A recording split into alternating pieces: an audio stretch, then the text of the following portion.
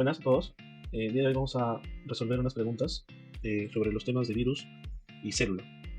La idea de esta resolución de preguntas es que podamos tomar algunos conceptos básicos que nos puedan ayudar para afrontar un buen examen de admisión en caso vengan unas preguntas similares en cualquier proceso de admisión que tú quizás desees afrontar. ¿Cuál de las siguientes afirmaciones sobre la cápside viral es incorrecta? Entiéndase como cápside a la estructura proteica o lipídica que va a estar protegiendo al material genético, en este caso viral, que bien puede ser ARN o ADN. Decimos que es una estructura proteica o lipídica porque es ahí donde vamos a tener algunas diferencias. En este virus que estamos observando es un virus del SARS-CoV-2 del tipo ARN que además de tener sus proteínas, también tiene su membrana lipídica. O sea, este virus tiene dos tipos de membranas, una membrana lipídica y una membrana proteica. Si nosotros somos o nos observamos las características de la cápside, pues déjame decirte que según su estructura la cápside, según la estructura que puede tener en este caso una estructura proteica, que es lo, por así decirlo, lo normal, común que tiene un virus, o puede tener una estructura proteica y además estar envuelta en lípidos. O sea, tenemos dos tipos de virus según su estructura de la cápside. Ahora, según la forma de esta cápside, van a haber muchas formas. Por ejemplo, tenemos las icosaédricas, tenemos las helicoidales, tenemos además las formas un poco más complejas, ¿no? Que son tipos según la forma de su cápside. En esta pregunta nos mencionan cuál es respecto a la naturaleza de la cápside. La clave 1, la clave A, dice, está compuesta por subunidades proteicas llamadas capsómeros. Eso es correcto, si está compuesta por capsómeros. La B, puede tener forma helicoidal, icosaédrica o compleja, correcto. Según la forma de la cápside puede ser icosaédrica, helicoidal y compleja. Recuerda que vamos a tener según la forma de la cápside y según la naturaleza de la cápside. 3, o la C, su función principal es proteger el material genético del virus, correcto. La cápside está protegiendo el material genético del virus. La E, determina la especificidad de unión a receptores celulares, correcto. La pregunta o la clave falsa sería la D, que dice siempre está rodeado por una envoltura lipídica. Este siempre, ¿de acuerdo? Siempre hay que tener el cuidado como un corolario, que las preguntas nunca, siempre, son generalmente falsas en la biología. ¿Por qué? Porque puede haber material o cápsides que solamente tengan su estructura proteica y otras que tengan su estructura proteica más lípidos.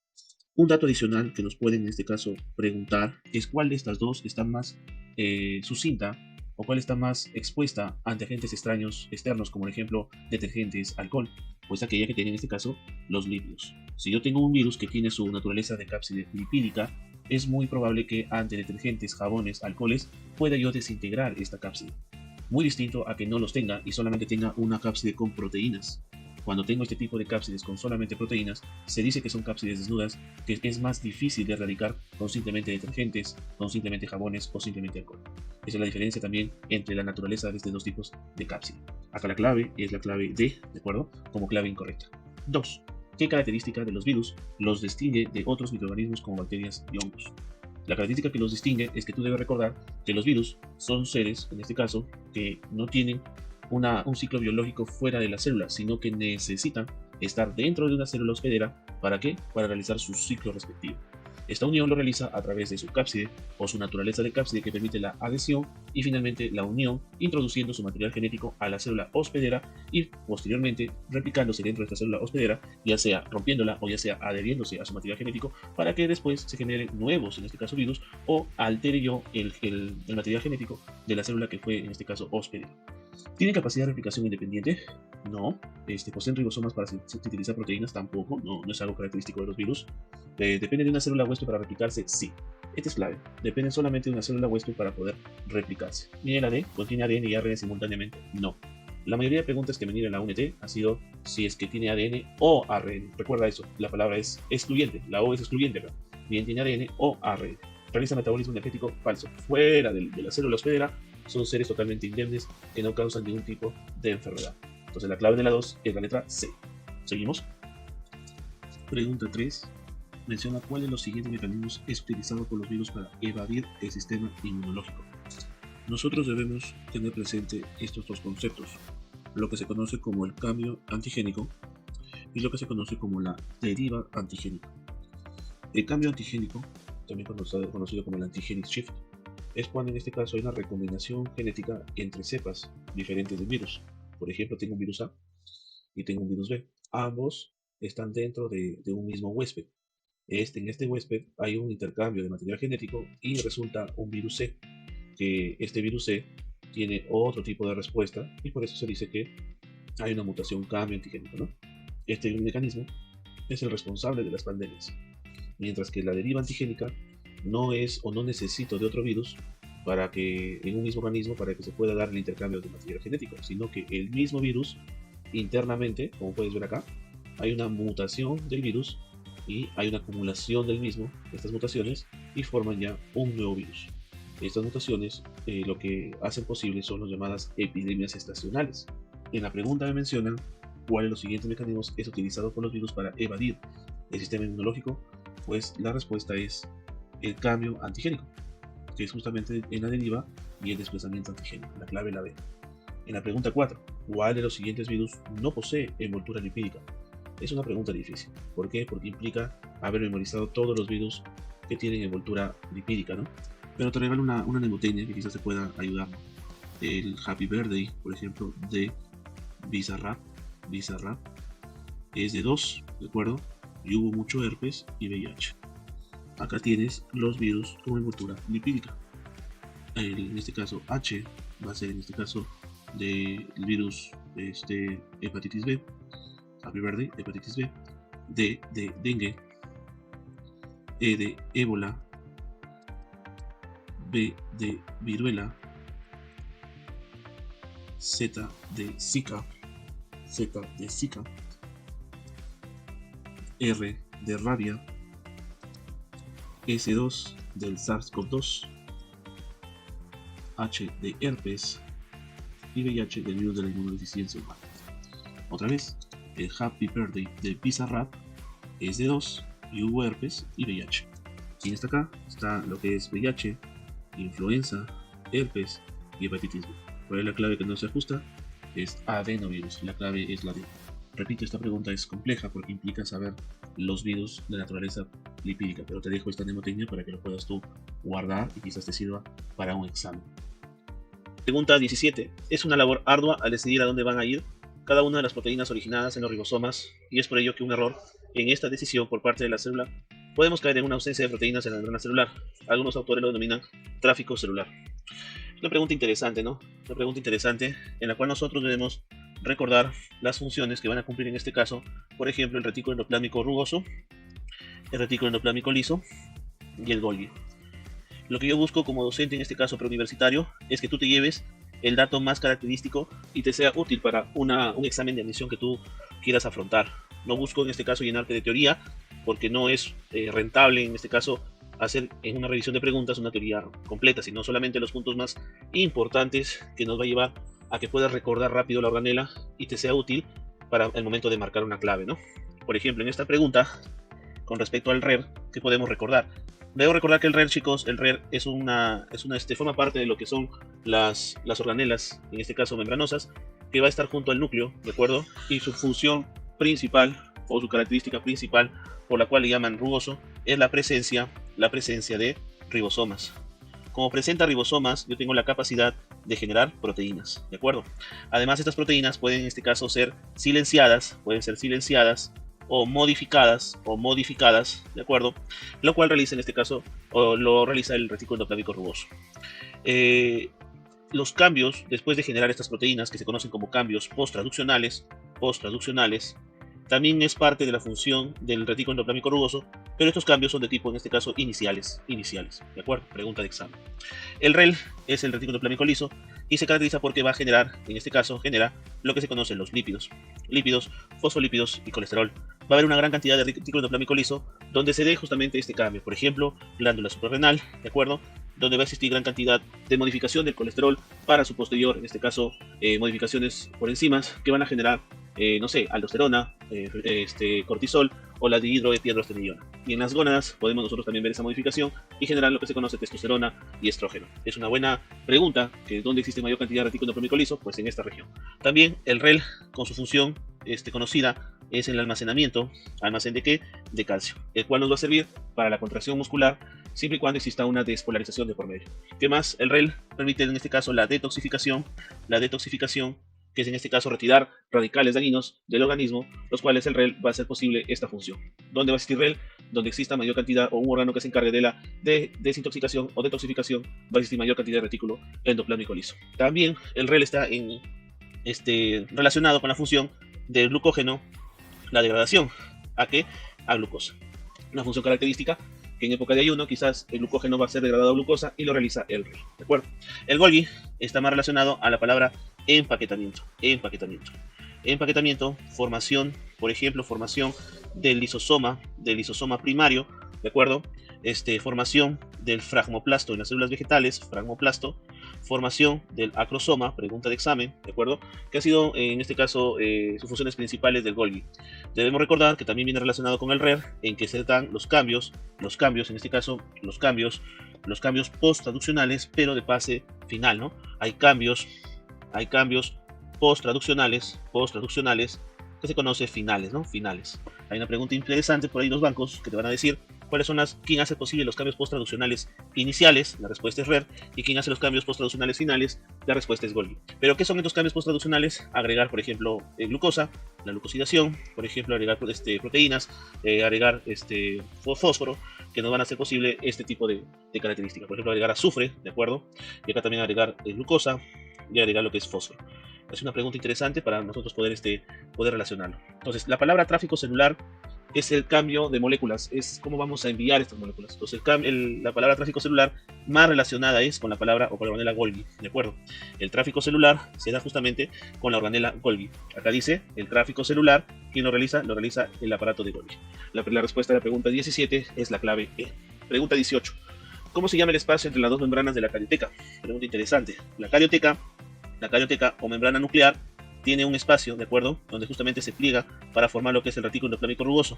Ese espacio recibe un nombre denominado el espacio perinuclear, que es importante en este caso para poder dar este límite entre lo que es la carioteca y lo que es el retículo endoplámico rugoso. Acá la clave es la clave B, espacio perinuclear. Revisando un poco claves, espacio periplásmico no lo es, porque el espacio periplásmico lo encontramos a nivel de las dos membranas de las bacterias gram-negativas. El espacio ergastoplásmico tampoco es un espacio ya per se del retículo endoplásmico. El núcleo central no tiene nada que ver y la matriz mitocondrial ya tiene que ver con la mitocondria, la parte interna. No tiene ni una clave relacionada a lo que es carioteca. En la pregunta 17 ya hemos visto el REL, ya hemos visto el RER. La mitocondria, acuérdense por favor, que es la responsable en este caso de generar energía, está relacionada con la respiración celular, presente en este caso moléculas llamadas caspasas que van a hacer posible la apoptosis o muerte celular programada. Tiene un lípido llamado carriolipina. Recordar que la mitocondria es quien se hereda desde la madre. Se pensaba que la mitocondria era un ser simbiótico, ¿no? Que estaba dentro de la célula. Por eso es que la mitocondria tiene su propio ARN mitocondrial, ¿de acuerdo? Está relacionado con algunos ciclos, parte de la respiración celular, que son el ciclo de Krebs, por ejemplo, que se da dentro de la matriz mitocondrial. Son palabras claves que quizás nos hacen marcar a la mitocondria, ¿no? Y el peroxisoma, que en este caso viene relacionado con el ciclo del peróxido de hidrógeno, y está relacionado con la enzima catalasa, y nos permite también la detoxificación celular, en este caso, que productos que son derivados del peróxido de hidrógeno. Se dice que el peróxido de hidrógeno hay mayor cantidad a nivel renal y a nivel hepático. ¿De acuerdo, chicos? Estos datos que les estoy diciendo, que les estoy mencionando, por favor, ténganlos claro, porque cuando vas a leer el libro, estos datos se unen con lo que tú vayas leyendo y la idea se va mejorando y así tú vas recordando más rápido. Repito, la idea de estas clases son para que tú puedas ver los datos más puntuales y te puedan ayudar a dar un buen examen, ¿de acuerdo? Claro que si tú vienes ya leyendo, obviamente este efecto de los datitos va a ser mucho más efectivo, mucho más significativo. Sigamos, chicos. Pregunta número 5. ¿Cuál de los siguientes procesos de reproducción parasexual en bacterias requiere contacto directo entre una bacteria donadora y una receptora? Acá el dato es la palabra bacteria donadora y bacteria receptora. Esta pregunta ya se ha repetido en los simulados del CEPUM y en este caso sumativo del CEPUM. Se resuelve con la siguiente imagen. Entre los mecanismos parasexuales de intercambio genético entre bacterias, tenemos tres tipos que, por ejemplo, es la conjugación, la transformación y la transducción. Con respecto a la conjugación, tenemos que va a existir dos tipos de bacterias, las cuales una se va a denominar F positiva o donante, mientras la otra es F negativa o receptora. ¿Cuáles son los pasos en esta conjugación? Es la presencia de un plásmido o factor de fertilidad, la formación de un pili o puente pilus también le llaman, la transferencia de este plásmido de la F donante a la F receptora y la conversión de esta F receptora F negativa a F positiva, o ya en este caso que ya tiene este plásmido dentro de la bacteria, ¿no? ¿Cuál es la importancia de esta conjugación? Que va a permitir la variabilidad genética, va a haber una evolución bacteriana y no se se dice que es una reproducción en sí, ¿no? Por eso dice que es una reproducción parasexual, porque no hay una descendencia nueva, sino que el material genético que se pasa permite una variabilidad en la bacteria receptora. Acá en la pregunta nos dice el mecanismo por el cual ahí requiere contacto directo una bacteria donadora y una receptora. La clave es conjugación. El siguiente mecanismo parasexual es el de transformación, que permite la transferencia de material genético, pero a diferencia de la conjugación, no requiere contacto directo entre células. Este proceso, más que todo, es adquirir un ADN bacteriano del mismo ambiente y lo incorpora a una célula receptora, en este caso una bacteria receptora. Los pasos que se siguen en esta transformación son los siguientes. De una bacteria lisada o muerta, el ADN se libera al ambiente y este ADN es captado por una célula receptora, que se llama captación del ADN, y lo ingresa dentro de su material genético, lo que se conoce como incorporación del ADN, ¿no? Para que luego esta bacteria con su nuevo ADN se formen nuevos genes, una mayor funcionalidad o más características de esta nueva bacteria. Por ejemplo, la resistencia a antibióticos está relacionada con este tipo de mecanismo parasexual. El tercer mecanismo parasexual es la transducción.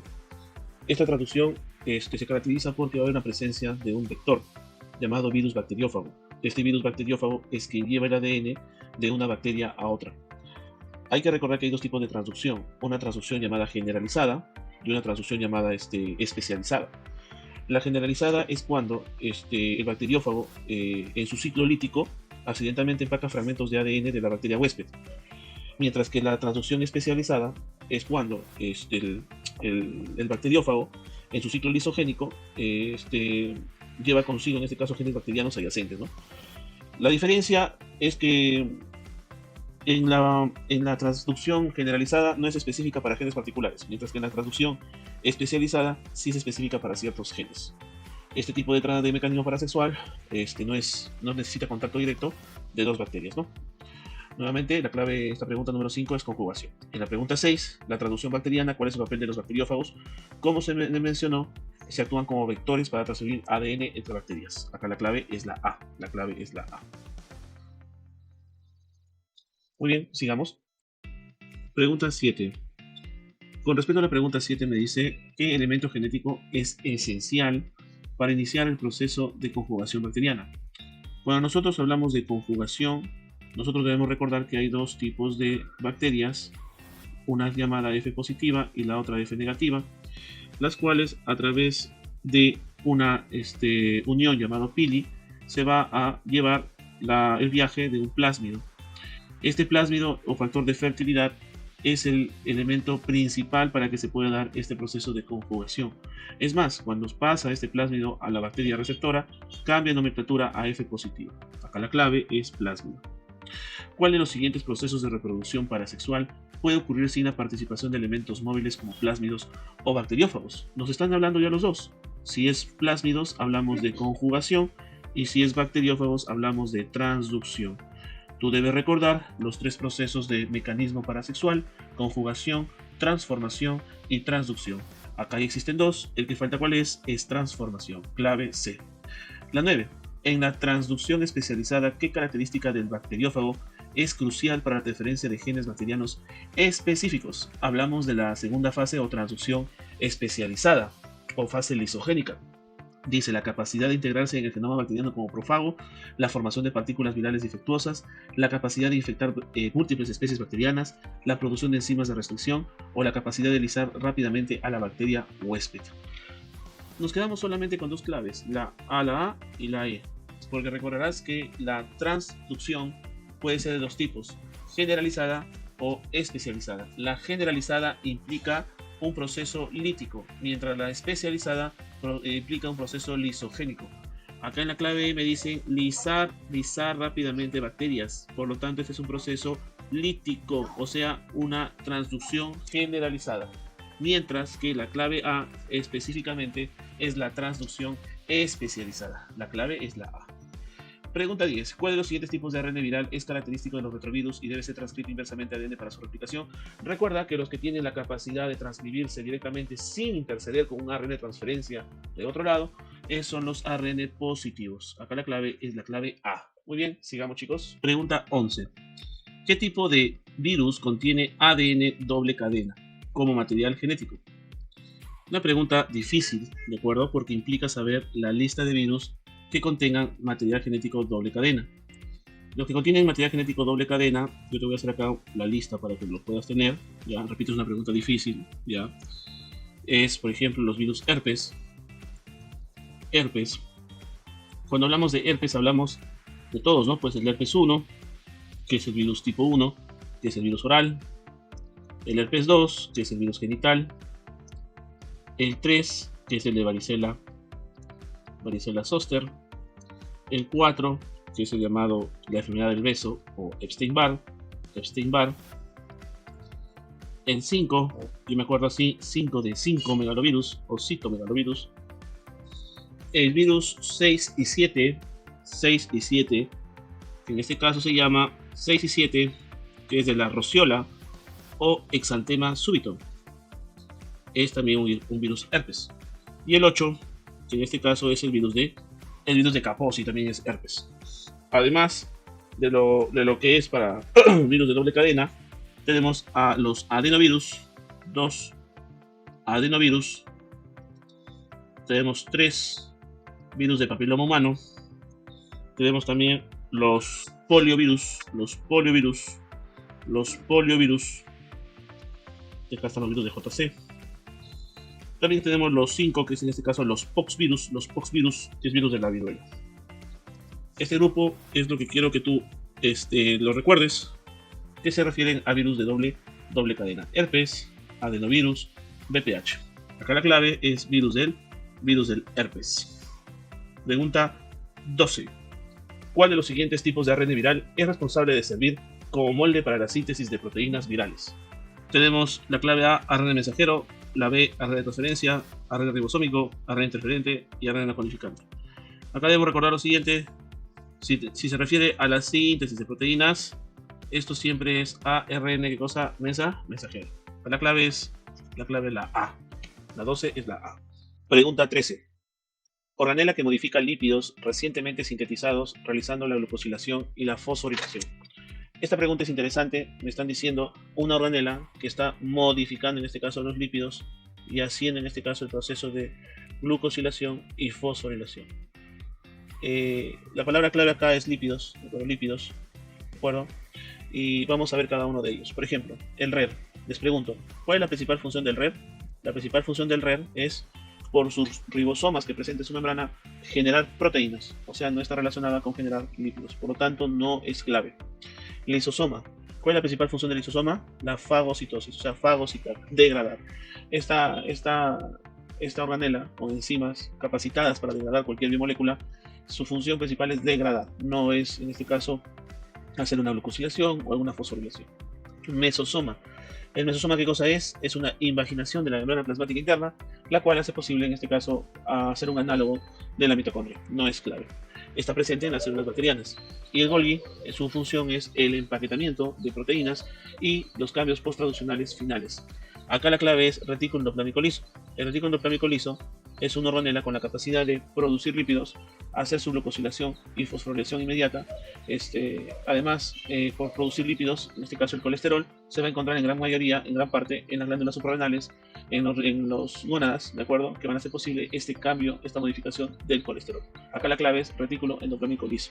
Acordarse que también tiene una función de almacén de calcio, de acuerdo, que es importante para la contracción muscular, dependiente de una despolarización previa. Pregunta 13, la clave es la B.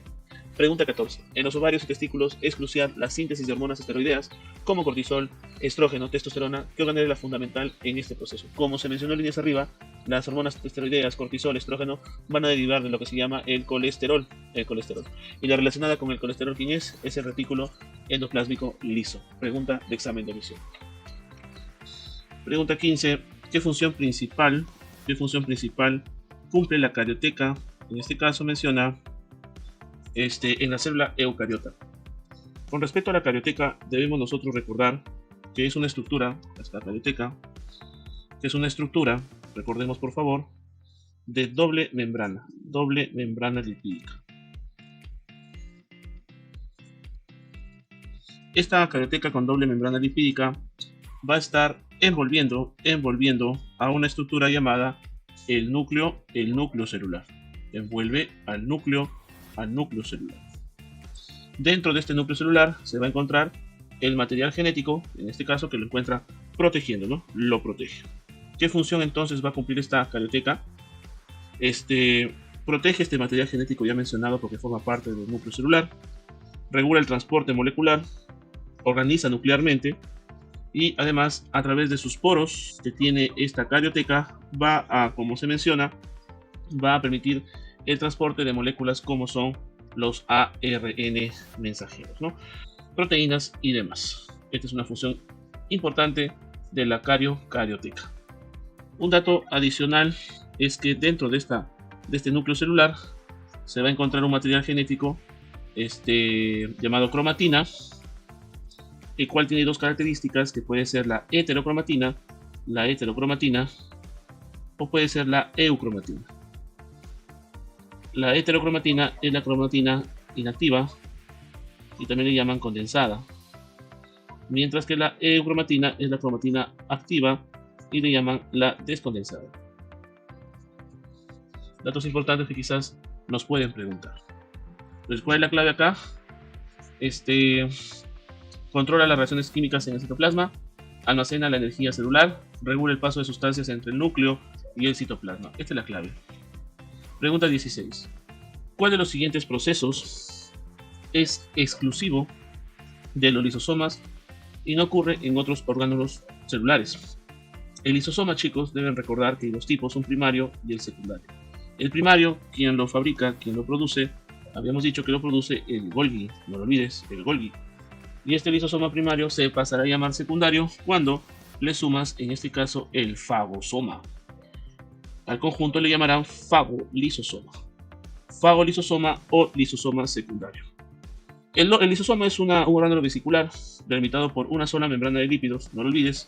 Tiene un pH aproximado de 4.5 hasta 5, ¿de acuerdo? No lo voy a olvidar. Y va a tener una función como es la digestión, ya chicos, el reciclaje, destruir también patógenos, y está participando en la llamada autólisis. Participan en la famosa autólisis, porque liberan enzimas, en este caso citoplasma, y promueven en este caso la muerte celular. Esto es las funciones del lisosoma que son propias del mismo, ¿no? Acá la mejor clave es la degradación de macromoléculas mediante hidrolasas ácidas. Repasando las claves, ¿por qué no sería síntesis de ATP?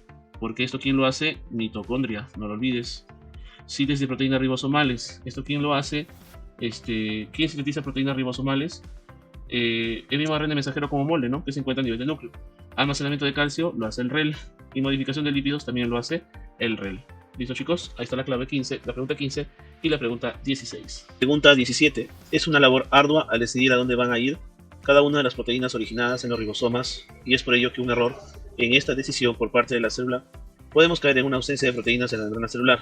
Algunos autores lo denominan tráfico celular. Una pregunta interesante, ¿no? Una pregunta interesante en la cual nosotros debemos recordar las funciones que van a cumplir en este caso, por ejemplo, el retículo endoplásmico rugoso, el retículo endoplásmico liso y el Golgi. Lo que yo busco como docente, en este caso preuniversitario, es que tú te lleves el dato más característico y te sea útil para un examen de admisión que tú quieras afrontar. No busco en este caso llenarte de teoría, porque no es rentable en este caso hacer en una revisión de preguntas una teoría completa, sino solamente los puntos más importantes que nos va a llevar a que puedas recordar rápido la organela y te sea útil para el momento de marcar una clave, ¿no? Por ejemplo, en esta pregunta, con respecto al RER, ¿qué podemos recordar? Debo recordar que el RER, chicos, el RER forma parte de lo que son las organelas, en este caso membranosas, que va a estar junto al núcleo, ¿de acuerdo? Y su función principal, o su característica principal, por la cual le llaman rugoso, es la presencia de ribosomas. Como presenta ribosomas, yo tengo la capacidad de generar proteínas, ¿de acuerdo? Además, estas proteínas pueden en este caso ser silenciadas o modificadas, ¿de acuerdo? Lo cual realiza en este caso, o lo realiza el retículo endoplásmico rugoso. Los cambios después de generar estas proteínas, que se conocen como cambios posttraduccionales, también es parte de la función del retículo endoplásmico rugoso, pero estos cambios son de tipo, en este caso, iniciales, ¿de acuerdo? Pregunta de examen. El REL es el retículo endoplámico liso y se caracteriza porque va a generar, en este caso, genera lo que se conocen los lípidos, fosfolípidos y colesterol. Va a haber una gran cantidad de retículo endoplámico liso donde se dé justamente este cambio. Por ejemplo, glándula suprarrenal, ¿de acuerdo? Donde va a existir gran cantidad de modificación del colesterol para su posterior, en este caso, modificaciones por enzimas que van a generar, no sé, aldosterona, cortisol o la dihidroepiandrosterona. Y en las gónadas podemos nosotros también ver esa modificación y generar lo que se conoce testosterona y estrógeno. Es una buena pregunta, que ¿dónde existe mayor cantidad de retículo endoplámico liso? Pues en esta región. También el REL, con su función conocida, es el almacenamiento. ¿Almacén de qué? De calcio, el cual nos va a servir para la contracción muscular siempre y cuando exista una despolarización de por medio. ¿Qué más? El REL permite en este caso la detoxificación, que es en este caso retirar radicales dañinos del organismo, los cuales el REL va a hacer posible esta función. ¿Dónde va a existir REL?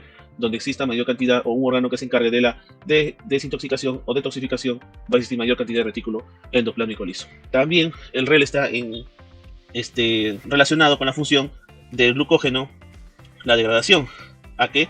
A glucosa. Una función característica que en época de ayuno quizás el glucógeno va a ser degradado a glucosa y lo realiza el REL, ¿de acuerdo?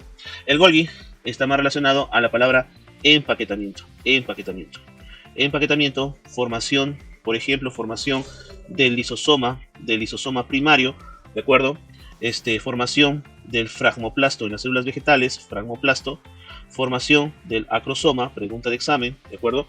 Que ha sido, en este caso, sus funciones principales del Golgi. Debemos recordar que también viene relacionado con el RER, en que se dan los cambios, en este caso, los cambios post-traduccionales, pero de fase final, ¿no? Hay cambios post-traduccionales, que se conoce finales, ¿no? Finales. Hay una pregunta interesante por ahí, dos bancos, que te van a decir quién hace posible los cambios post-traduccionales iniciales, la respuesta es RER, y quién hace los cambios post-traducionales finales, la respuesta es Golgi. Pero ¿qué son estos cambios post-traducionales? Agregar, por ejemplo, glucosa, la glucosidación, por ejemplo, agregar proteínas, agregar fósforo, que nos van a hacer posible este tipo de características. Por ejemplo, agregar azufre, ¿de acuerdo? Y acá también agregar glucosa y agregar lo que es fósforo. Es una pregunta interesante para nosotros poder relacionarlo. Entonces, la palabra tráfico celular es el cambio de moléculas, es cómo vamos a enviar estas moléculas. Entonces, la palabra tráfico celular más relacionada es con la palabra o con la organela Golgi, ¿de acuerdo? El tráfico celular se da justamente con la organela Golgi. Acá dice, el tráfico celular, ¿quién lo realiza? Lo realiza el aparato de Golgi. La respuesta a la pregunta 17 es la clave E. Pregunta 18. ¿Cómo se llama el espacio entre las dos membranas de la carioteca? Pregunta interesante. La carioteca o membrana nuclear tiene un espacio, ¿de acuerdo? Donde justamente se pliega para formar lo que es el retículo endoplámico rugoso. Ese espacio recibe un nombre denominado el espacio perinuclear, que es importante en este caso para poder dar este límite entre lo que es la carioteca y lo que es el retículo endoplámico rugoso. Acá la clave es la clave B, espacio perinuclear. Revisando un poco claves, espacio periplásmico no lo es, porque el espacio periplásmico lo encontramos a nivel de las dos membranas de las bacterias gram negativas. El espacio ergastoplásmico tampoco es un espacio ya per se del retículo endoplásmico. El núcleo central no tiene nada que ver, y la matriz mitocondrial ya tiene que ver con la mitocondria, la parte interna. No tiene ni una clave relacionada a lo que es carioteca. En la pregunta 17 ya hemos visto el REL, ya hemos visto el RER. La mitocondria, acuérdense por favor, que es la responsable en este caso de generar energía, está relacionada con la respiración celular, presente en este caso moléculas llamadas caspasas que van a hacer posible la apoptosis o muerte celular programada. Tiene un lípido llamado carriolipina. Recordar que la mitocondria es quien se hereda desde la madre. Se pensaba que la mitocondria era un ser simbiótico, ¿no? Que estaba dentro de la célula. Por eso es que la mitocondria tiene su propio ARN mitocondrial, ¿de acuerdo? Está relacionado con algunos ciclos, parte de la respiración celular, que son el ciclo de Krebs, por ejemplo, que se da dentro de la matriz mitocondrial. Son palabras claves que quizás nos hacen marcar a la mitocondria, ¿no? Y el peroxisoma, que en este caso viene relacionado con el ciclo del peróxido de hidrógeno, y está relacionado con la enzima catalasa, y nos permite también la detoxificación celular, en este caso, que productos que son derivados del peróxido de hidrógeno. Se dice que el peróxido de hidrógeno hay mayor cantidad a nivel renal y a nivel hepático. ¿De acuerdo, chicos? Estos datos que les estoy diciendo, que les estoy mencionando, por favor, ténganlos claro, porque cuando vas a leer el libro, estos datos se unen con lo que tú vayas leyendo y la idea se va mejorando y así tú vas recordando más rápido. Repito, la idea de estas clases son para que tú puedas ver los datos más puntuales y te puedan ayudar a dar un buen examen, ¿de acuerdo? Claro que si tú vienes ya leyendo, obviamente este efecto de los datitos va a ser mucho más efectivo, mucho más significativo. Sigamos, chicos. Pregunta 19. Si tenemos una enfermedad desconocida que se basa en la no correcta restauración del plegamiento de proteínas, más no de la degradación fagocítica de proteínas, estamos frente a un error del siguiente organela. Pregunta interesante. En esta pregunta nos hace mención de que hay una organela con la capacidad de mejorar o corregir, en este caso, el plegamiento de proteínas. ¿Quién hace posible esto? Pues la organela que tenga la capacidad de generar proteínas. La organela que tiene la capacidad de generar proteínas, ¿quién es? Es el RER, ¿no? El RER. Efectivamente, el RER, con sus ribosomas que está presente en su membrana, tiene la capacidad de generar proteínas, hacer los cambios posttraduccionales iniciales y también algunas proteínas que están mal plegadas, él puede restaurar este plegamiento de proteínas. Pero no las va a fagocitar o las va a degradar, porque esa función, ¿quién lo realiza? Lo realiza en este caso el llamado lisosoma, el lisosoma. Como no lo va a fagocitar, no lo va a degradar, la respuesta es retículo endoplámico rugoso. La clave es la B. 20. ¿Cuál de las siguientes enfermedades está asociada a un mal funcionamiento de los lisosomas debido a la acumulación de sustratos no degradados? Nosotros debemos recordar, chicos, quien va a tener en este caso la función del lisosoma es la degradación a través de sus enzimas lisosomales que están dentro de este organela de una sola membrana. Quiero que ustedes tengan claro y razonemos, si yo no tengo en este caso un lisosoma bien activo, como le digo a los alumnos en clase, es como si no pasara el basurero de tu casa, el basurero por tu casa. ¿Qué va a pasar si no pasa, por ejemplo, una semana el basurero? Se va a acumular la basura, ¿correcto? Esta acumulación de basura, esta acumulación de proteínas, esta acumulación de lípidos, esta acumulación de ácidos nucleicos o acumulación de carbohidratos, que son biomoléculas que está el lisosoma con la capacidad para degradar, no lo hace, se va a acumular. Pero tú dirás, profe, se acumula, pero tan significativa es esta acumulación para la célula. Te pregunto, si se acumula la basura fuera de tu casa, ¿te es cómodo para ti hacer tu vida normal? Claro que no. Entonces, ¿qué cosa pasa con la célula? Se va a llenar en este caso de estos productos y va a tener, complejos, va a tener problemas. Uno de esos problemas es la enfermedad de Gaucher. La enfermedad de Gaucher es la acumulación, en este caso de lípidos, a nivel de algunos órganos, haciendo en este caso difícil su funcionamiento de este órgano. La clave acá es la enfermedad de Gaucher. La enfermedad de Alzheimer también es una enfermedad que se forma en los ovillos, las llamadas proteínas tau, ¿no? Pero más está relacionado con el mal funcionamiento del Golgi, más no por la no restauración. O sea, hay un mal plegamiento, un mal empaquetamiento y se forman los llamados ovillos, que son las proteínas tau mal plegadas. La enfermedad de Parkinson es porque existe una deficiencia de un neurotransmisor denominado dopamina, tampoco es clave. La diabetes mellitus, depende de qué tipo de diabetes sea, hay una no secreción de una hormona llamada insulina, que va a hacer posible disminuir la cantidad de glucosa en sangre. Al no haber insulina, entra el concepto de diabetes mellitus, ¿de acuerdo? Que en este caso no encaja en la clave. Y la fibrosis quística, que es por la ausencia de un receptor, que es el receptor CFTR, que es de cloro. Acá la clave es enfermedad de Gaucher. Pregunta interesante. Pregunta 21. La pregunta 21 menciona cómo afecta una mutación en el ADN mitocondrial a la célula, considerando que las mitocondrias son responsables de la producción de ATP. Tengo que encontrar una clave donde me diga en este caso que exista una alteración del ATP. Dice acá, la incrementa la síntesis de proteínas ya que acelera la actividad de los ribosomas. B, provoca una disfunción de la cadena de transporte de electrones, disminuyendo la producción de ATP y afectando procesos celulares que desempeñan la energía o que dependen de energía. C, aumenta la cantidad de lípidos en la célula mejorando su respuesta a la oxidación. D, estimula la producción de glucógeno en el citoplasma para suplir la deficiencia de ATP. E, mejora la eficiencia de la mitosis permitiendo una división celular más rápida. Esta pregunta es directa. ¿Por qué? Porque si yo estoy afectando el ADN mitocondrial significa que voy a tener una mitocondria anómala y mi capacidad de formar energía va a estar afectada. La clave que más se ajusta en este caso es la clave B, porque provoca una difusión de la cadena respiratoria, porque la mitocondria forma parte de la respiración celular a través de la cadena respiratoria de transporte de electrones, y disminuye la producción de ATP debido a que la función principal es crear energía y no la va a hacer, afectando procesos celulares que dependen de energía. La clave es la B. Y la 22. Un experimento en el que se destruyen las mitocondrias de una célula y consecuencias metabólicas se esperarían debido a la pérdida de función. Si no tengo en este caso mitocondrias, destruyo mitocondrias, ¿qué va a pasar? Aumentará la síntesis de ribosomas. ¿Qué tiene que ver la ausencia de mitocondrias con ribosomas? Para nada. Mejora la síntesis de ADN debido a un mayor suministro de nucleótidos. Falso. Incrementa la formación de ácidos grasos y mayor síntesis de lípidos. No tiene que ver esto, chicos, nada que ver. Mayor eficiencia en la captación de nutrientes del ambiente debido a la acumulación de sustancias en el citoplasma. Falso.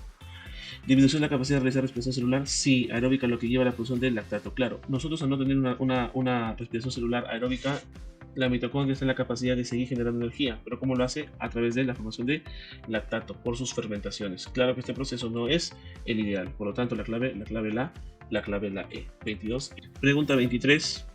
Menciona la pregunta 23. ¿Cuál de las siguientes funciones es realizada por los peroxisomas?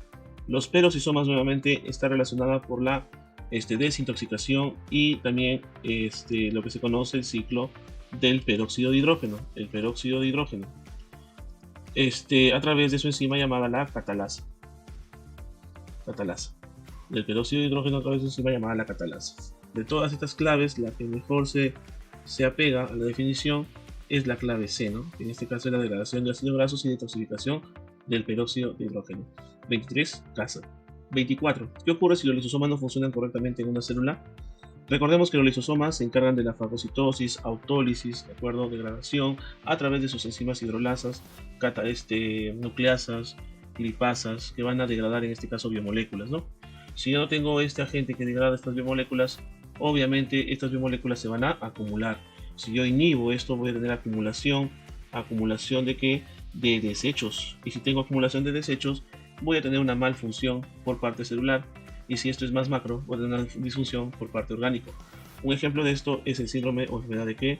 De Gaucher, ¿de acuerdo? Gaucher, que es la acumulación de lípidos, ¿de acuerdo?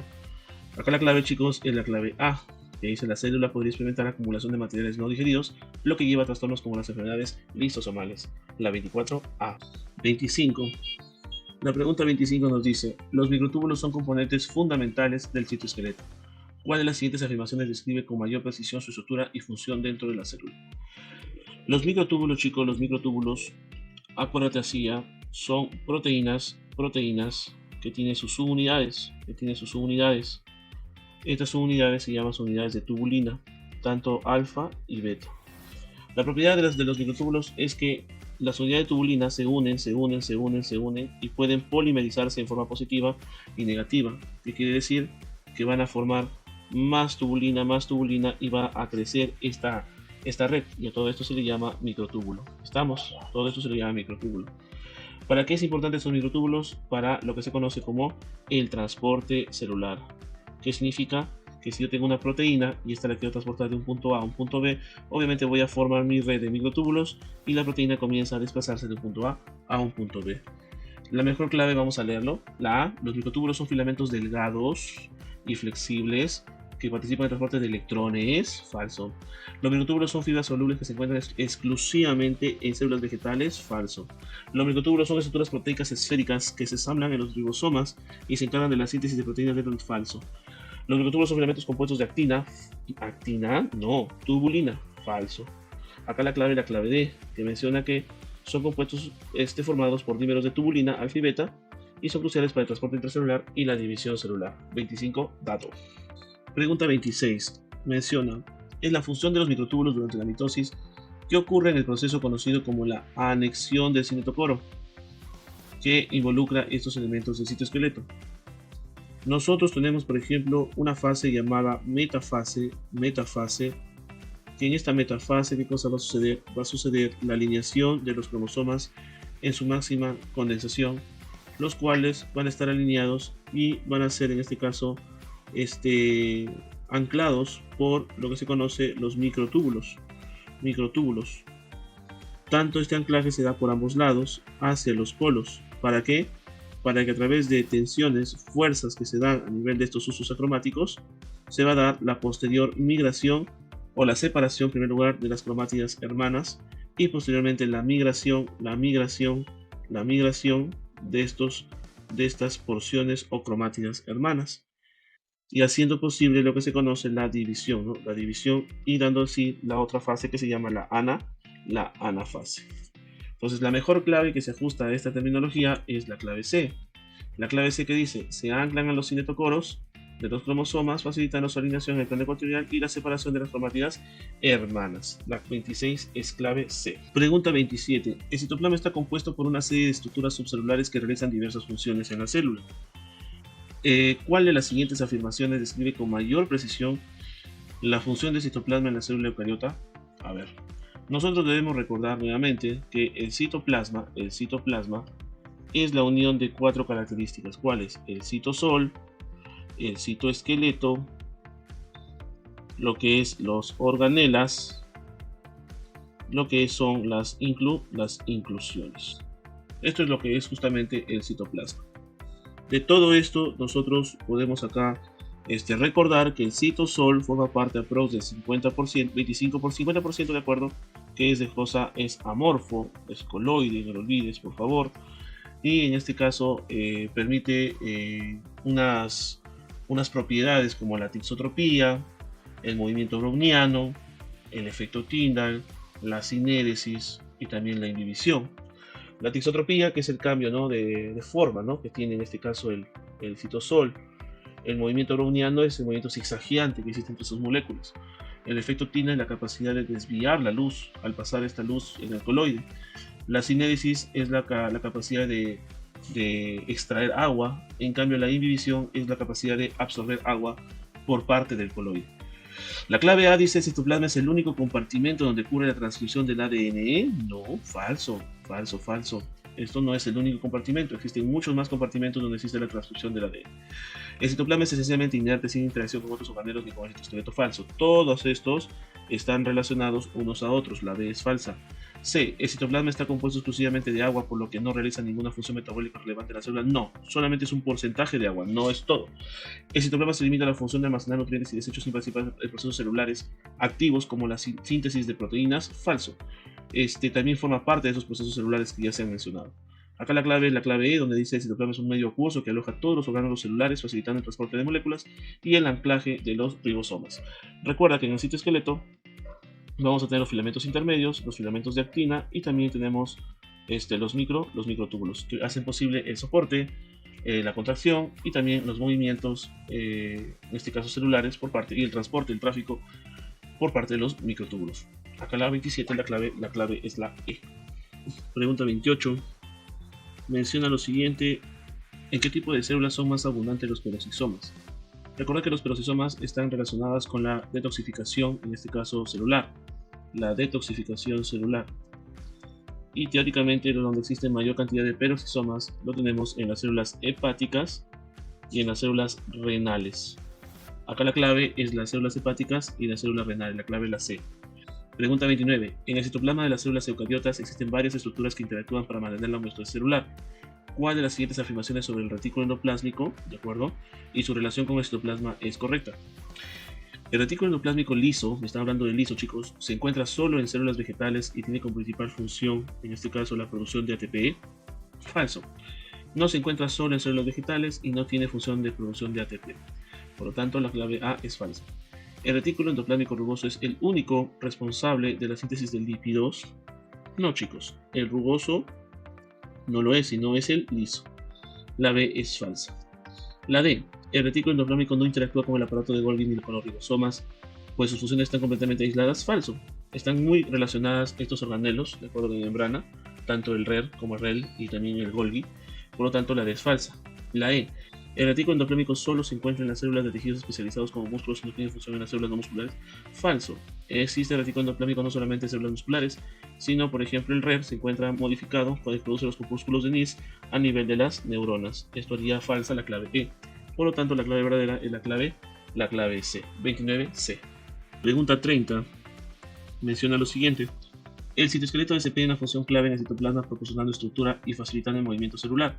¿Cuál de las siguientes afirmaciones es correcta acerca de la organización y función del citoesqueleto en las células eucariotas?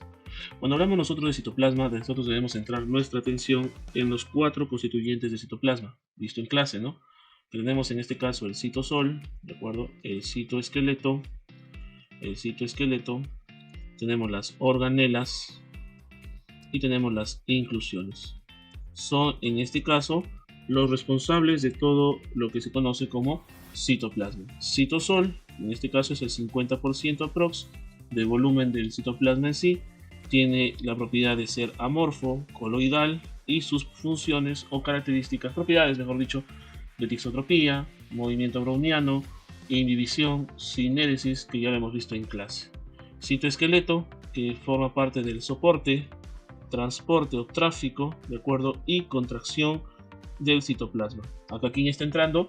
filamentos intermedios por soporte, tráfico por microfilamentos y la contracción, los microfilamentos o filamentos de actina. Organelas, acá tenemos todas las organelas: retículo endoplámico rugoso, liso, Golgi, lisosoma, mitocondria, peroxisoma, microtúbulos, inclusiones, depósitos de vacuolas, ¿no?, que pueden ser incluidos dentro de las inclusiones, que forman parte en este caso de las organelas. Vamos a centrar nuestra atención en este momento a qué clave se adecua o cuál clave es correcta, ¿no? Los microtúbulos del citoesqueleto solo son responsables del transporte de organelas. No solamente es responsable del transporte de organelas, sino también del movimiento, ¿de acuerdo? Y del soporte.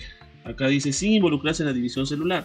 Recuerda que la división celular se da a través de, por ejemplo, la anafase y la telofase.